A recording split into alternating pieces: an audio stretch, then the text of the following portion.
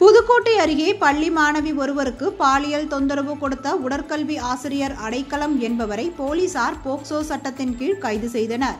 புதுக்கோட்டை மாவட்டம் கிள்ளிக்குடியில் உள்ள அரசு உயர்நிலைப் பள்ளியில் பகுதி நேர உடற்கல்வி ஆசிரியராக பணியாற்றி வருபவர் அடைக்கலம். இவர் அந்த பள்ளியில் படித்து வரும் மாணவி ஒருவருக்கு பாலியல் தொந்தரவு செய்ததாக கூறப்படுகிறது. இதுகுறித்து மாணவியின் பெற்றோர் அளித்த புகாரின் பேரில் குழந்தைகள் பாதுகாப்பு நல அலுவலர் வசந்தகுமார் தலைமையில் அதிகாரிகள் பள்ளியில் விசாரணை நடத்தினர். அப்பொழுது மாணவியை ரகசிய இடத்தில் வைத்து விசாரணை நடத்திய அதிகாரிகள் உடற்கல்வி ஆசிரியர் அடைக்கலத்திடமும் விசாரணை மேற்கொண்டனர். இதனைத் தொடர்ந்து இலுப்பூர் அனைத்து மகளிர் காவல் நிலையத்தில் மாவட்ட குழந்தைகள் நல பாதுகாப்பு அலுவலர் அளித்த புகாரின் பேரில் போலீசார் போக்சோ சட்டத்தின் கீழ் வழக்கு பதிவு செய்து அடைக்கலத்தை கைது செய்தனர். இச்சம்பவம் பெற்றோர்களை அதிர்ச்சியடைய செய்துள்ளது.